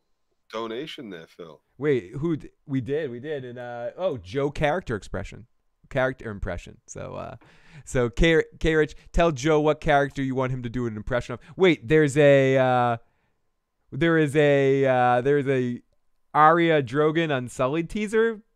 Are you making that up? Are we getting trolled here? Does that not really exist, or does that really exist? Did you hear that the Twilight Zone? I am excited about the Twilight Zone, and Kim from Better Call Saul will be on that. So okay, so Alpha's talking with some of her men, and you know what we haven't talked about yet? We haven't talked about how much of a dumbass Henry is. Oh God. we haven't mentioned Henry yet, Joe. Joe, do an impression of Henry. I'm picking for K-Rich tonight. Rich, you're a long-time supporter. Thank you for the super chat donation. You're a fucking man. I'm doing an impression. Okay, this is my impression of Henry, yes. And it's just a description of what I would do as a impression of Henry, which would actually be an impression of the monkey sticking his fingers up his ass and pulling out a piece of shit and smelling it on the tree and falling over. That's Henry. And but every fucking decision this kid has made on screen has boiled down to that monkey meme. Every single fucking one. Every time he's got a decision to make, he chooses poorly. And yet still, no adult supervision on this fucking kid whatsoever. And then they let him out of jail. Fucking idiots. It is super. Oh, and yes, there is a Game of Thrones thing that came out. I'm watching it right now. Oh, it's yes. Yes. Show it all of us. It does. I saw it. It's 2 seconds. It's 2 seconds. Let's see if I can put this on the screen. Let's see. Let's see. It's I'm gonna make my screen big. No, it's not. It's good. It's just gonna be up in the top here. Like it's no, I can't do that to pop in. It's literally like 2 seconds here. You go. Coming this year. It's another one of these like HBO full teaser fucking things, which now this whole video is gonna get. Let's just keep talking. Oh wait, here we go. Keep talking over. We don't need the sound. There's no sound. There is. I don't think there is any sound. Wait, just more HBO fucking shit. Wait, let's get to it. Where is it? Play it, damn it. We don't need no stinking sounds. We don't need no stinking sounds here. So yeah, we're seeing a lot of the HBO things that are coming this year. These Deadwood. Oh yeah, the Deadwood film. Fuck, I forgot that that's coming. Fuck yeah. Orange Engine. A new motherfucking Deadwood film. That is some good stuff. Coming this year. Are you sure? Yeah. This is all like this. Book talk? This is all this stuff. What the fuck is that? It's a new Bernard thing. Where the fuck's the Game of Thrones? Oh, there it is. There's Drogon, Game of Thrones, and Arya's face reacting to it. There you go. That's the Game of Thrones. Deadwood film. I'm back at the Deadwood film still, dude. I don't know. This shit. What do you say? What are you saying? Are you drunk? Are you not excited for a Deadwood film? Oh gee. So there we go. So let's get in. I haven't seen it yet. What do you mean? There we go. I haven't seen nothing yet. There we go. There it is. Oh, because you're in delay. You're watching this. You're watching the later screen. So yeah, there you go. There's what? There's Arya for 2 seconds. And then It happened. It only happened. did Arya. That's the teaser. We did it. You motherfucker. Can you just give us a motherfucking trailer already? Because I'm fucking... that already made me even a little bit television hard. You're doing it. At least we saw like a few seconds of fucking shit. Give me a fucking break. Show me a goddamn full trailer right the fuck now. You fucking assholes. Stop it. Stop it. Stop teasing me. Stop giving me just like a half a... Stop giving me the head. Push it all the way in, you motherfuckers. Look what you're doing to Joe. You're killing poor Joe. Joe's having. And I'm allergic to Game of Thrones. He's allergic because it hasn't been on for so long. You're not used to it. I developed an allergy in the off season. Oh my god. Okay. So The Walking Dead. So back to The Walking Dead. Daryl calls his dog, and we get a commercial break, a 1-minute commercial break, and then we come back from commercial and dog's back, and we see the same scene we saw in the commercial break. Like, what the fuck's going on? So the herd gets a bit closer, the baby's crying, and no one in the world thinks this baby's gonna get killed. So I was hoping. I think it would have been a better show. What should have happened is the White Walkers should have come out and taken the baby and turned it into a little mini White Walker. They should have taken it like one of Craster's kids is what should have happened. Well, I love that this musician dude, right? Not only is the only person that spotted Chicky in the fucking cornfield, but he's sign languaging upside down with his hands behind his fucking back to her. And she's at the right angle where she's making it out just fine. Just fucking fine. Bernie says they're not going to give us a trailer. Every other HBO show has a show. I thought I heard them say at some point there is going to be a trailer at some point, but as a few people, they said they didn't want to do one, but one is going to happen at some point. Because fuck them. You know, they're just fans. They don't need a fucking trailer. So, yeah, they're gonna watch anyway. It's not like they're not gonna watch. Okay, so yeah, I felt like when they left the baby out there, I felt like Craster should have come out and smile and go, "Ha, I approve of this scene." So they left the baby there, and I love David Tennant. David Tennant's awesome. I agree. So Enid and Daryl talk, and yeah, and this is one of when we get into some of our hardcore Enid action in this episode. And then we see sign language that the baby's crying, and the girl runs out of the bush and grabs the baby, and Alpha lets it happen, and she goes out, and we see this whole silence scene. And I agree. I think this would have been a lot more effective if it was an absolute silence, not the swooshing sound. So Daryl comes in, and the kids come in, and they help out stuff too. So we go off to Jerry, who's working on the movie, and Ezekiel's side. I'm stopping. Thank you. Stopping. No more. Is there anything else in this episode we haven't? Through the whole thing with. I'm gonna yada yada through this whole shit. So the movie scene. I don't want to, and Enid says you must. No, you're my girlfriend. Ooh, that's a good one. Nick said. The girl comes and says, "Okay, I'm going. Bye bye. Kisses." Nick says it was the Walking Death. I like that. The trailer will reveal too much. We'll piece the whole season together. I wish the baby died. Served it right for being a crybaby. Yep. Children keep people. It's a fucking burden, says Roddy Rollins. I love Roddy Rollins in the zone tonight in the live motherfucking chat.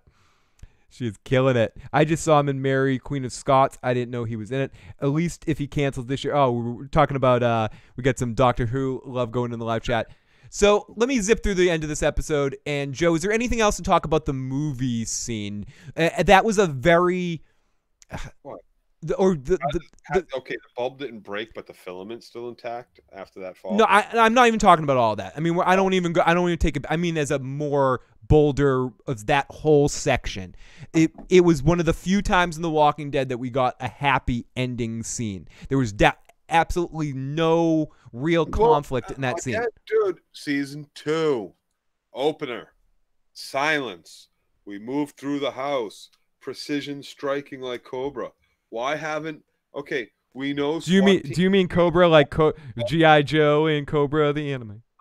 We know what those SEALs and all these other people do their job so well because they're constantly training. Why don't you have 5 or 6 people that are constantly training on how to fucking move through fucking houses and kill zombies and keep each other safe and always use a phalanx and stay silent hand communications, all this shit that would keep everybody safe, that would make dealing with a theater like this absolutely no fucking problem. You're not talking about insurgents, you're talking about mindless fucking zombies who stroll at you at an extreme. The only thing these zombies have going for them apparently is their stealth ability. Good night, Bernie.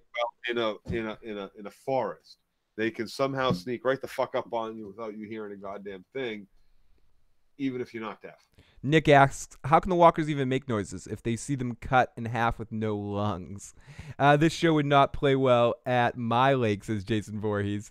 He would not. He would hack the bits out of all those other zombies. He's the only zombie that counts. Okay. Like, you should have a sword at this point. You've had a blacksmith working at the fucking Hilltop. Why hasn't he made 30,000 fucking swords? Why hasn't that been one of the main things he's Gendry doing? would have. People fucking sword up.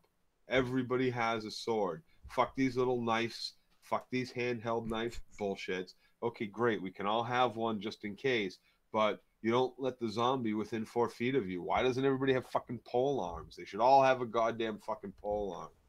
Still ninja zombies. Okay, so the movie theater. The movie theater stuff. It's a happy ending. Stupid. It was. The whole episode was stupid, and I don't understand.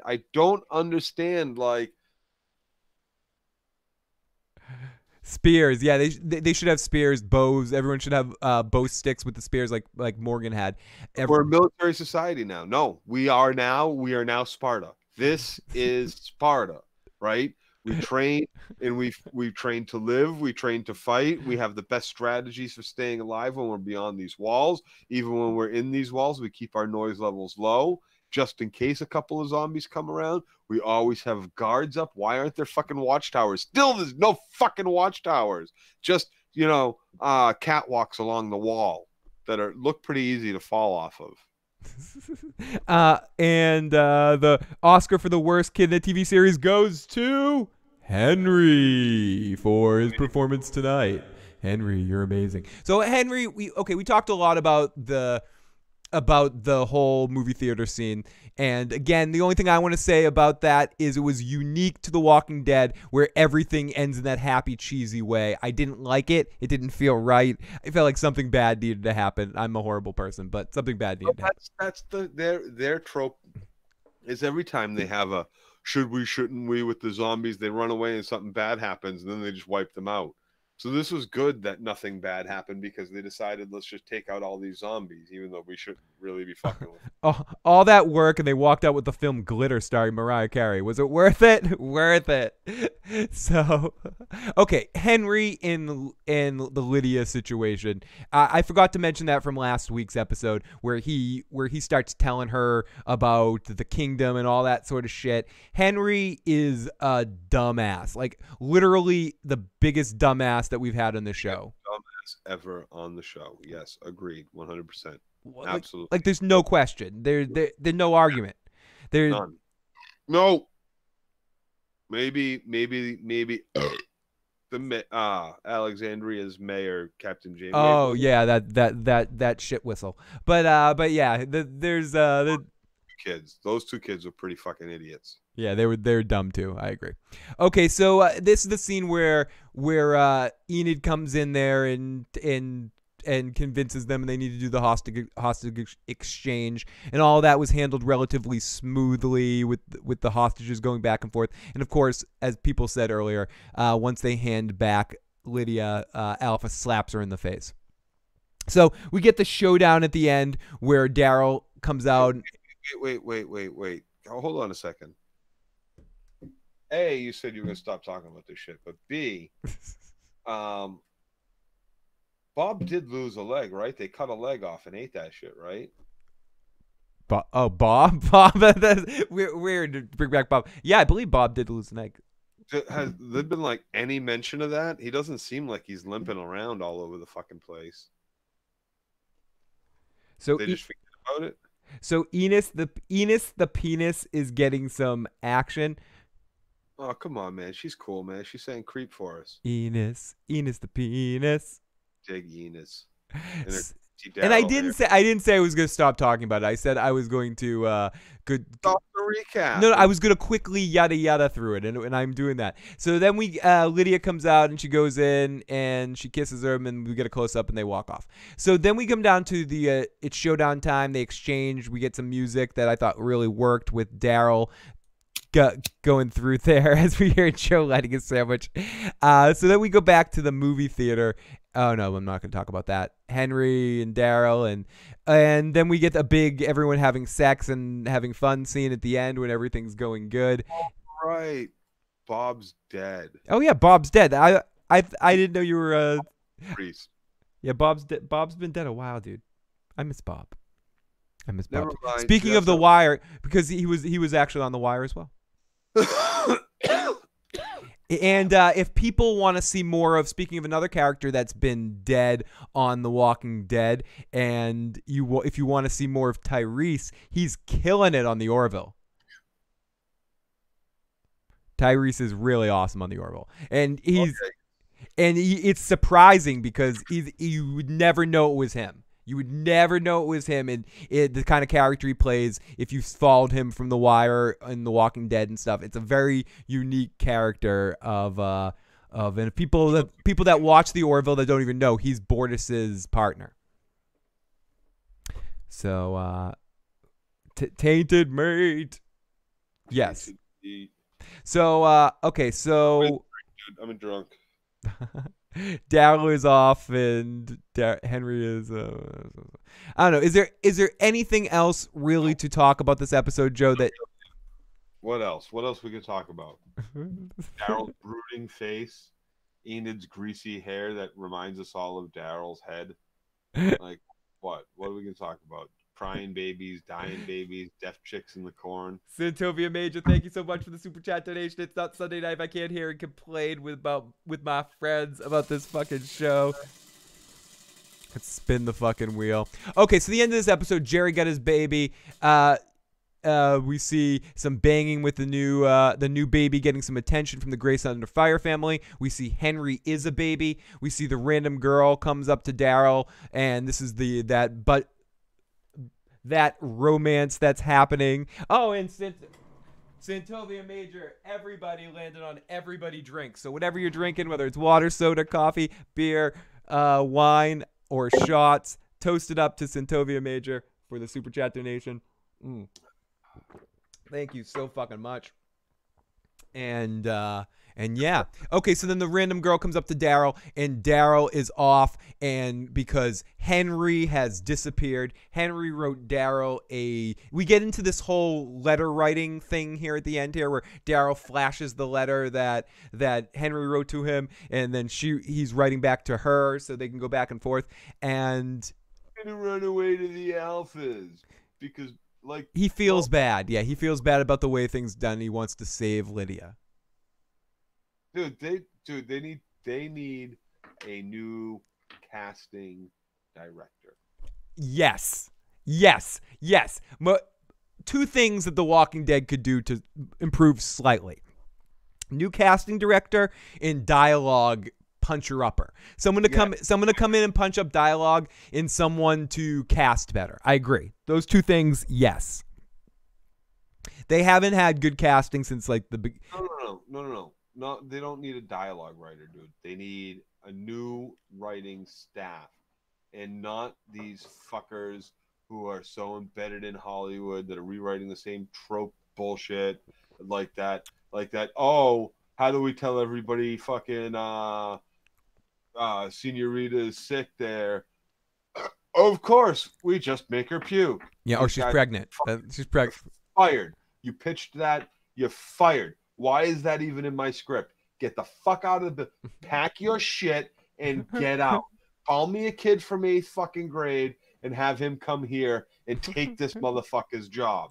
Because that motherfucker, his spelling might not be right, but at least he's going to have an original goddamn fucking idea. Get the fuck out of my building, you piece of shit, and get me a new casting director who hired this fucking piece of shit, Henry. Yeah, Henry's bad. And especially if you, and maybe okay, let's speculate here for a second. Perhaps they didn't know that they were going to fire or write Chandler Riggs off, and a lot of the stuff that Henry's doing might have been on Carl's shoulders. So they yeah, but Carl was even pretty much shit. Like even his early work, like he's better than this kid. He's better. He's better than this kid. You know it to be the truth. Look inside yourself.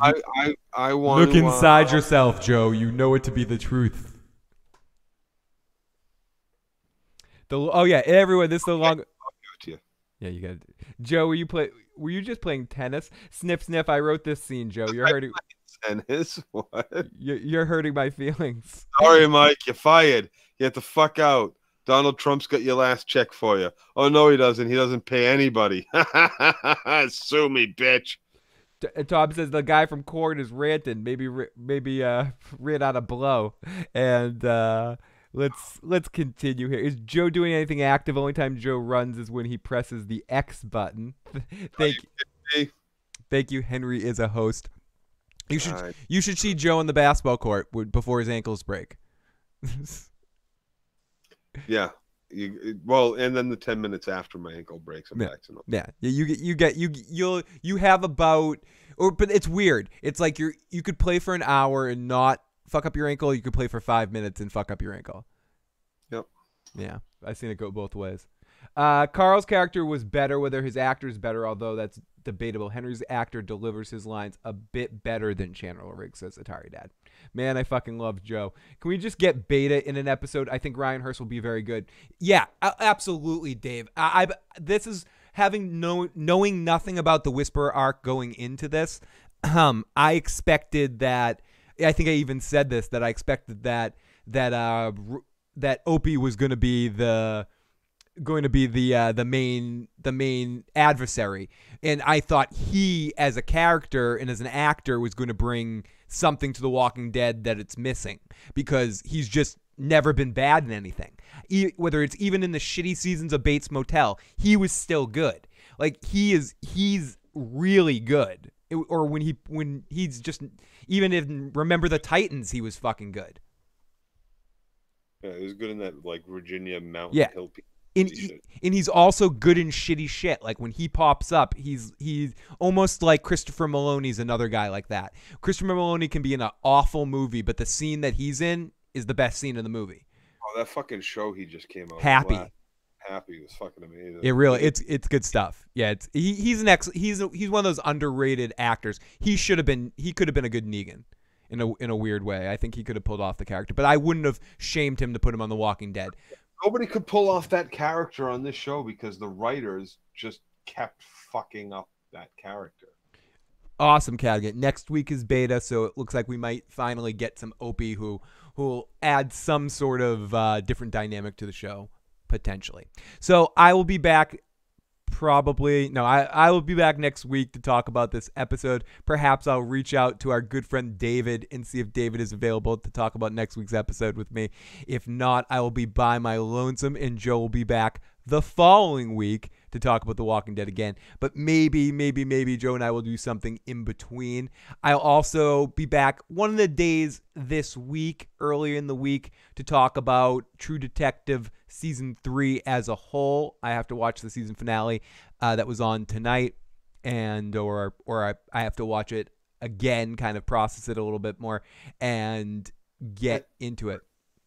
Tom, was it a fucked up A? Was it an alpha? Was it the Greek letter alpha? Oh yeah, I forgot to mention that. We did see at one point when they were walking out of the, I forget which characters it was. I think it was when Carol and Ezekiel were leaving from the movie theater. We saw a sign with a symbol on it. And is he an alpha? Right? Isn't that what they wanted to know? Who was getting taken in the helicopter? I don't know. that is my level of A or a B. An A or a B. He's an alpha. Alpha. He's an alpha. Is that the alpha letter for alpha? Lettering for alpha? I don't know. I don't know. Okay, so on that note, we're not going to finish off right away here. Start to wrap things up here at the end. But I don't want to talk about this episode anymore, Joe. Thank you. So we're done. Let everybody. The Walking Dead is over. The Walking Dead's over.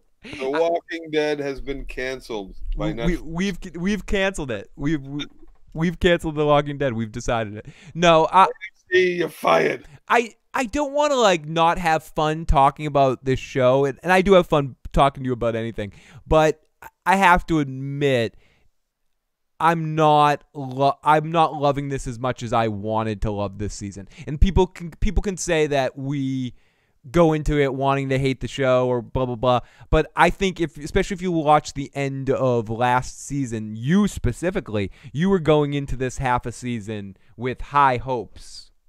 Yep.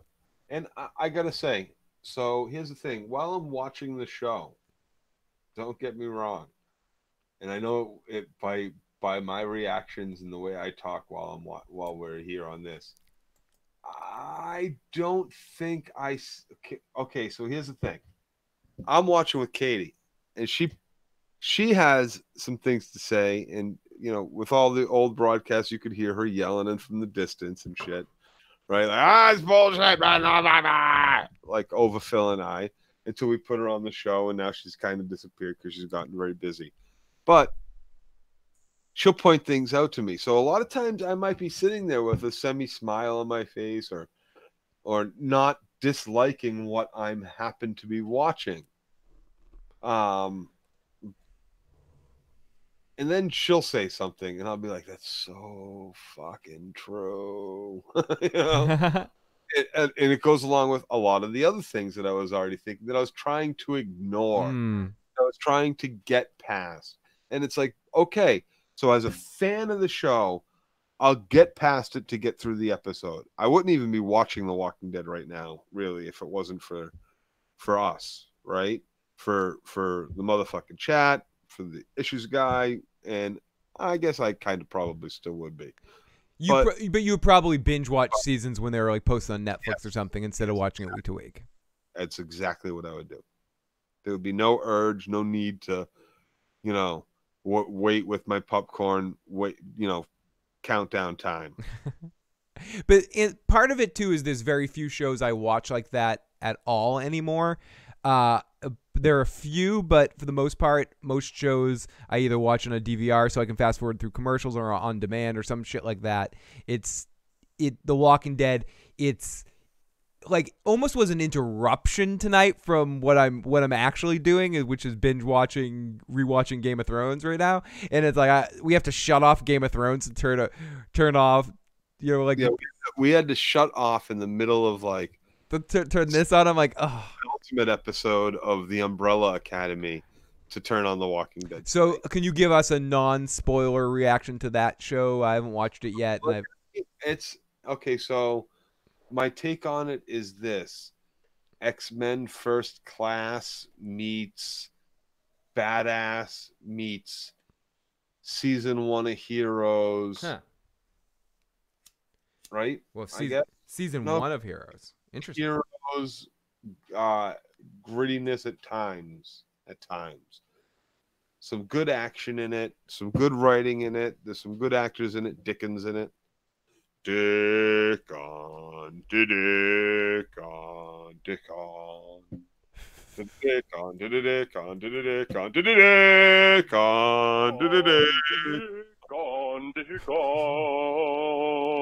So Dickon's on the show.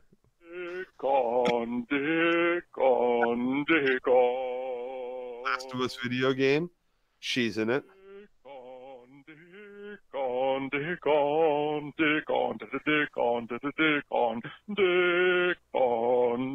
So Urkel meets Real Housewives meets Sesame Street. I get it. Jay says I didn't like the end of Umbrella Company. I haven't gotten there yet. Don't fucking spoil that shit. Jay. Well, right there. No. I'll say Jay is hardcore in spoilers. That's why he doesn't want any Game of Thrones spoiler at all. He didn't even want to see that half-a-second clip of Arya's face. He's like, "Fuck you for even playing that, asshole." Okay, so speaking of Jay's got a couple messages here. Let's play some Jay's messages before we call this an evening. I don't like having to defend a show that I no longer watch, but stop dissing the dumpster, okay? Glenn was really skinny and totally could have fit under that goddamn dumpster, okay? Seriously. They did a storyline where Glenn was somehow was in a prison and was able to literally just slip through in between the spaces, in between the bars. I probably would have bought it because Glenn was that goddamn skinny. All right, later. Okay, so we got our buddy Tim fucking Gersh here with a message as well. Yeah, Bill, when really good show. I keep forgetting to bring up. It was Scrubs. Yeah, specifically season 4. Yeah, season 3 is pretty good too. But we won't get into it right now. I mean, Scrubs, I think, especially what makes me always think about Scrubs right now and The Walking Dead is thinking about with the new class stuff, because this does at times feel like the final season of Scrubs, where you have a couple of the main characters still in the show, but for the most part the show is really about the new kids. It be the torches being passed. Yeah. Live. Yep. And I know I didn't work there. It doesn't work here. Great to hear from you, Tim. Let's get another message from Jay. The third movie that he plays called Listen to that asshole Phil talking about the Fuck You Kid or something or whatever it's called. the Fuck You Kid. It's called the Lover Boy Kid or something. Sorry, fuck that guy.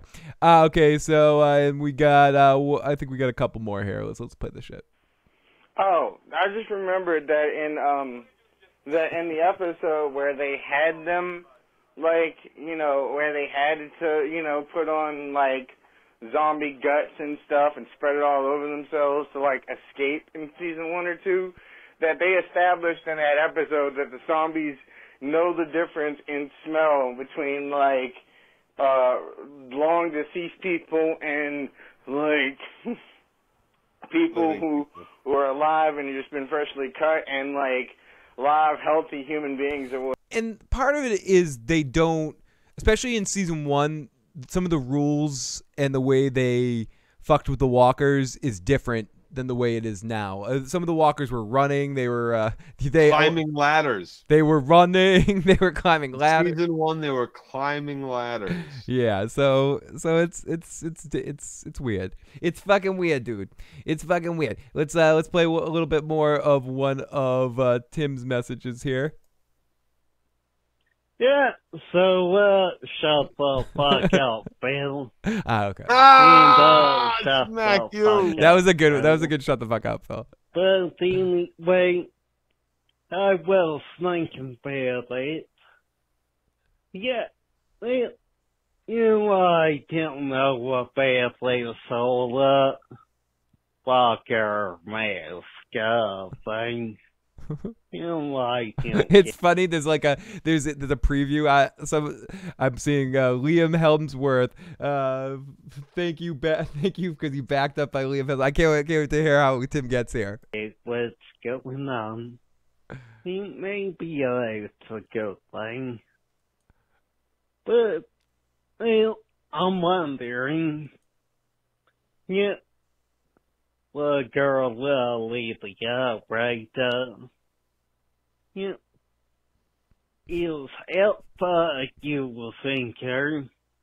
Yeah, was a plan for her to get captured, and she would get interrogated.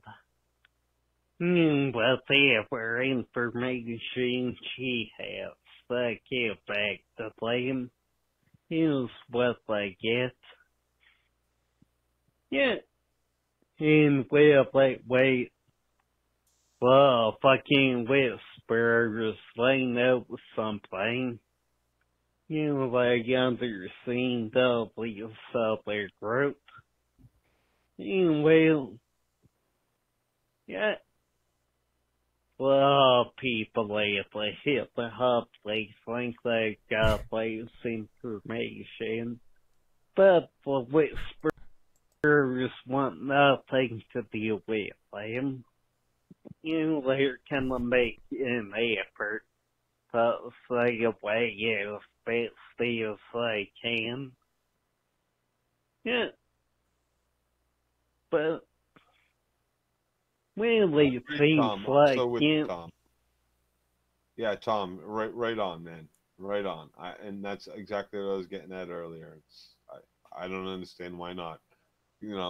Yeah, sure, a lot of kids watch this show, a lot of young adults, but that's bad on their parents. This shouldn't be that kind of a fucking show, and it's an adult graphic novel, not a comic book. And it should be thought of that way as they're making this show. And yes, there's a lot of touchy shit involved with that, and that might turn some people off, but I think that it would have been a much better move to go that direction.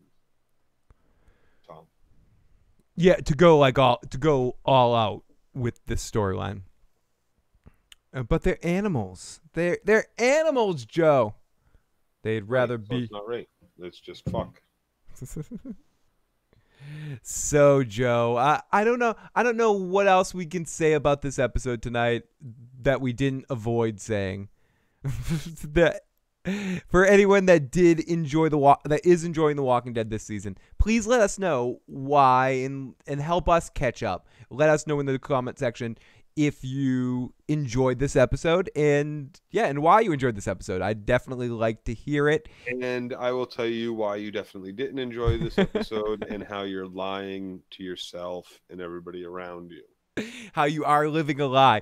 All you're doing is by making those statements is perpetuating the bullshit that we have to watch. And it shows. And it shows America smartening up. I think more people are watching our show than we realize, Phil.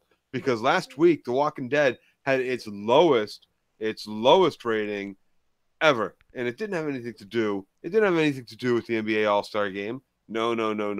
It has everything to do with the fact that the writing on it is really bad. Will this week be lower? I want to say yes. Yeah, there's no reason why it shouldn't be. It's going to be declining numbers over the rest of the season until the finale. Joe, I would agree with you. Kev. Yeah, I would agree with you. Big Kev, what's up, guys? I just finished third in a poker tournament for a few grand. See you guys for some new Game of Thrones stuff. Hell fucking yes. Oh, dude, so Big Kev, you're stationed out in Nevada, right? But do you do traveling for casinos? Do you World Poker Tour as well as World Series Poker? And if so, there's going to be a world-class win opened up in our area. Oh, yeah, absolutely. I'm sure they'll do some sort of poker room, big poker stuff. Tournaments. Says Uncle Creepy Clean Shaven Phil and the tennis player singer from Korn. Phil the Issues Guy, I don't think it's too much more people are watching the show as much as it's a lot of other people's streams, including.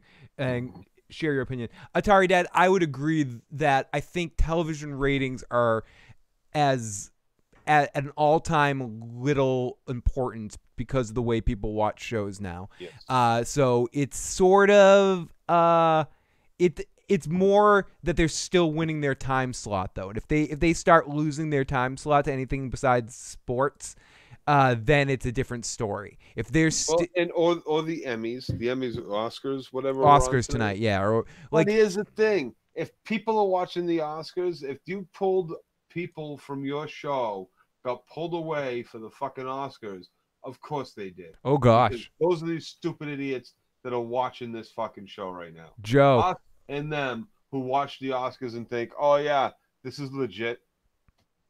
This ain't just some fucking reality TV show. Scripted as all fuck. Big Kev says hit him up. Paid for. Oh my goodness. We got Rick Grimes in the live motherfucking chat right now. Thank goodness you're not on the show anymore, Rick. Oh, I meant more people share. No, I meant more people share your opinions. Sorry. I read that wrong. I'm Uncle Creepy. I'm Oscars for idiots. So, Joe, anything else? Any other shows you're watching right now? Corner Gas. Corner Gas. Canadian show. Is it about? It was on for like 5 or 6. It had 6 seasons, and then it was off for 5 years, and they put out a Corner Gas movie. Jay says the Oscars were tonight and the All-Star game last week. If they're down next week, I will agree with Joe. I just think that it's less about their ratings versus previous Walking Dead ratings. The ratings for The Walking Dead as a whole will continuously be going down no matter what, regardless of the quality of the show. It's just the way television ratings are going. Will they be? And it's a 9-year show. Will it be winning its time slot or being in the same basic position that it's been for a while within its own time slot? I think that's the more important metric than necessarily the ratings. How it against Sunday Night Football for half the year. Yeah, but this is the half that should be the crazy killer stuff. And how's it gonna compare to the ratings that Game of Thrones is gonna get? Right? Like, that's going to completely crush the last half. Is it on at the same time, or does it end? No, it ends. I think there's like, I think it ends. I think the final episode of The Walking Dead this season is like 2 weeks before the first episode of Game of Thrones. So I think it ends on like the 30th or something, and then Game of Thrones is What's going to try to go up against Game of Thrones? What else is going to be on in April? Why is there even TV aside from Game of Thrones on for that hour? They should just shut down their stations, give everybody an hour off, go take lunch. It's going to be kind of insane for those 6 weeks from like a television entertainment news cycle standpoint that Game of Thrones is going to. Those are going to have the biggest fucking. You're going to hear about nothing but Game of Thrones for 6 weeks, and then once it finishes, every cheesy bullshit news station in America that comes on the air afterwards is going to make some sort of pun about the Game of Thrones conclusion, and no one's going to be happy. No one's gonna be happy. I don't care. Like, even if it's a really satisfyingly well written and well produced thing, there's gonna be some like, "Hey Johnny, did you see? I guess dragons can't fly." Now let's get to weather. Like, that's my prediction for the conclusion of Game of Thrones. That you're gonna see that the night that the season ends, you're gonna see the weatherman go, "And tonight the snow is coming. I mean, winter came, and we were all disappointed on Game of Thrones." You're gonna hear that sort of crap more than anything else. Does HBO even put out their ratings? I think they do. I think they did for The Sopranos. I believe it's a different. It's again, television ratings do not a in the middle of the pack show from the 80s. Kills most top-rated shows today when it comes down to it. Or if you look at what, in the height of those fucking reality shows, like American Idol or Who Wants to Be a Millionaire, when those shows were in the height, like what kind of ratings those shows did, or the Cheers finale, or what shows do now at their height isn't the same thing. It's not even close. So, Chaos says, so what would you post end of the world movies be for people to watch? Mine would be The Lord of the Rings, Harry Potter, and the Star Wars saga. I think I like where your mind's at in the sense of picking movie series because there's more to it. It's like picking my favorite Led Zeppelin album, and I always say Physical Graffiti because it's the longest, because it's got the most music on it. Those are really cool. I would probably, just to change it up a little bit, I would pick the Indiana Jones, first 3 Indiana Jones movies. I would probably, okay, you're saying movies, so I can't pick television, just movies. I would probably, for me anyways, pick the first 2 Godfather movies, and maybe, oh God, your picks definitely would be in there. There's a lot of shit. There's a lot of shit. Princess Bride and Fight Club, no need to watch anything else. What movies? What'd you say? Princess Bride and Fight Club, no need to watch anything else. Joe's is Princess Bride and Fight Club. Interesting too. I was going to say I would add Oh, and the original Star Wars trilogy, not saga. And Past episode fucking 6. Go fuck yourself. Fuck Lucas, Sony, Disney cunt bags, whatever the fuck did it. Is that you don't like any Star Wars anything after the 19? No, just besides those 3 movies, nothing else Star Wars has done made you want. One standalone wasn't too bad. Which one? The Rogue Squadron? Well, I didn't see Han. Oh, Han was pretty bad. I thought Han Solo was pretty bad. I thought Han Solo was probably one of the worst ones. It was pretty bad. Yeah, but wasn't that bad. I'm not as harsh on it as you are, as people can check out some reviews that we've done in the past of the Star Wars stuff. But I'm with you on, for the most part. I don't think anything's been on that level, but I remember being in the theater with you and being in television movie Stockholm syndrome, or being like a victim of the moment and really being excited watching Phantom Menace for the first time in the movie theater. What? Atari? Yeah, no, that was fun.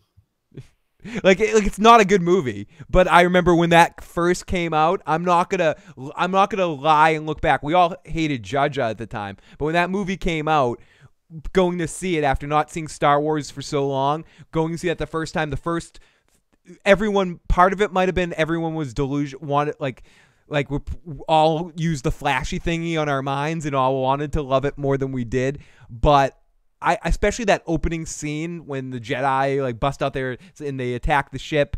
Like I remember at the time being way into it. Yeah. It didn't age well in my memories. But in the theater that very first time, I was like, this is fucking awesome. No, I never watched Rebels SM.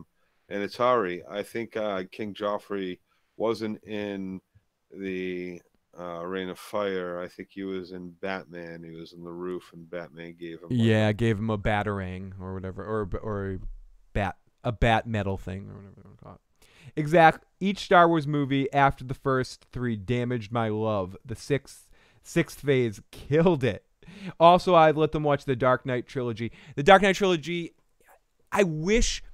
I really, really, really, really, really like the first 2 movies a lot. I can get past. I know a lot of people have problems with the Batman voice in the second movie, but I still think the Dark Knight is up the top of one of the best movies of that era. Now, I'm not going to say superhero movie, just movies of that era. And I love Christopher Nolan. I wouldn't call myself a fanboy for his movies, but I generally like all of his movies and and find something interesting about all of his movies. My least favorite Christopher Nolan movie might be the third one, might be Rises. I really don't like it. Like there's parts of it but I think it could have been edited shorter. I don't know. There's something I don't like about it. I like Tom, and I love Tom Hardy as an actor and pretty much everything he's in, but like I like him so much better in things like Bronson or whatever, like, but or that movie he's in with, or whatever. He's awesome in almost everything he's in. A lot of shit.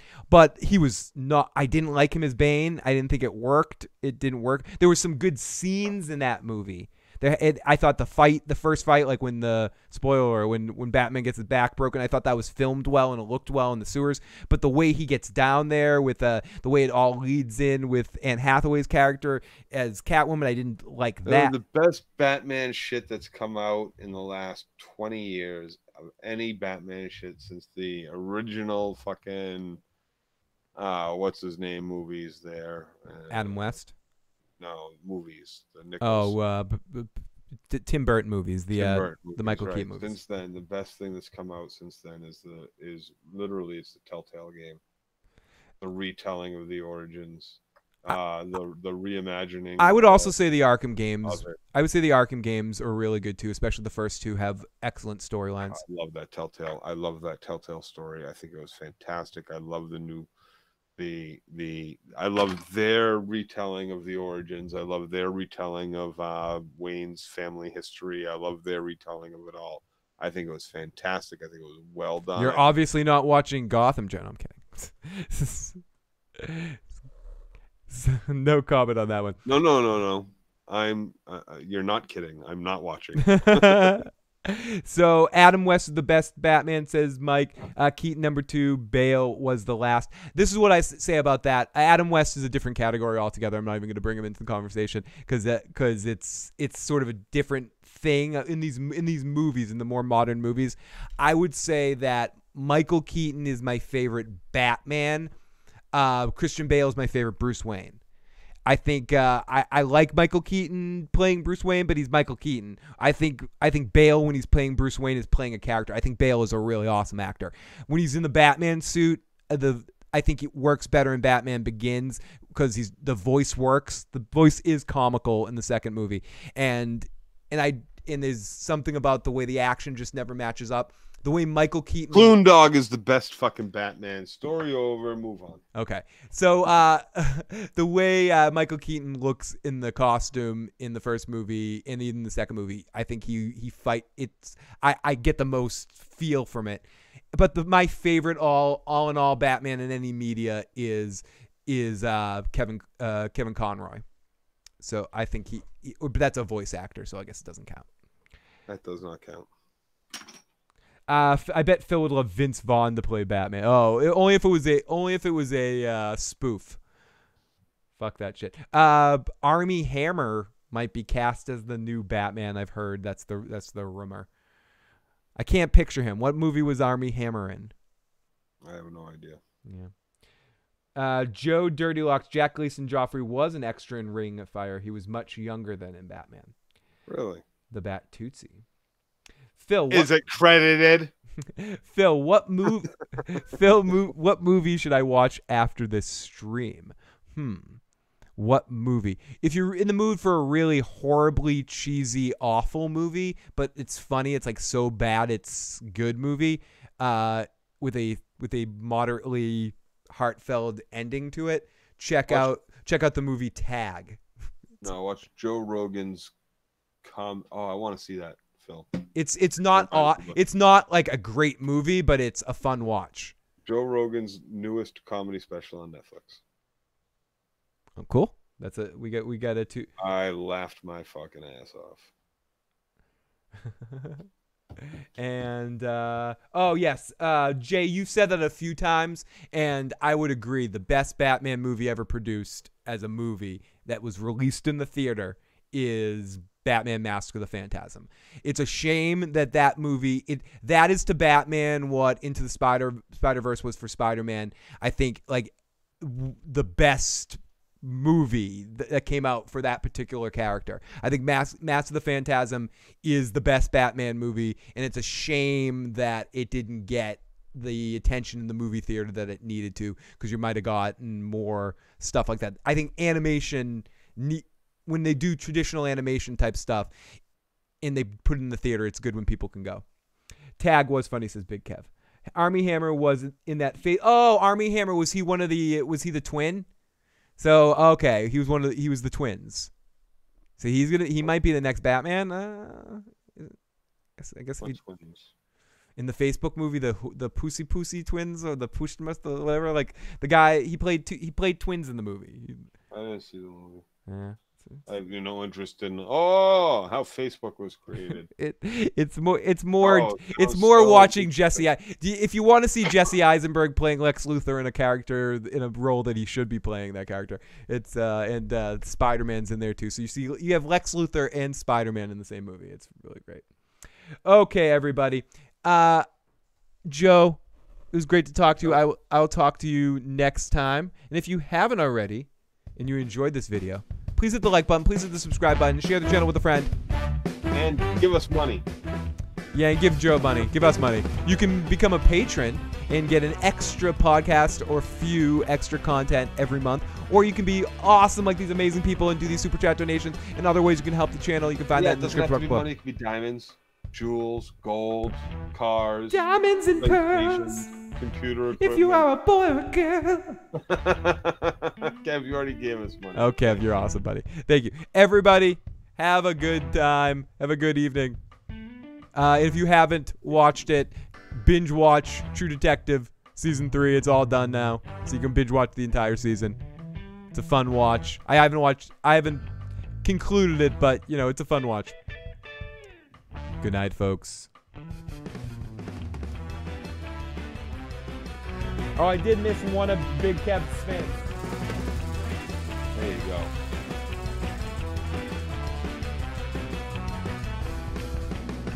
Another Joe character impression. Do Joe. Okay. Oh, yeah, do who? No, do any. Who are you thinking? I was gonna do Henry. Do it. I don't know how to do Henry. I guess it would be. I'm so sad. I just want to cry. Hey, it's Wait, no. I'm so happy. Such a fun time here with everybody. Oh my goodness. Have a good night. No, that works. Have a good night, everybody. Bye.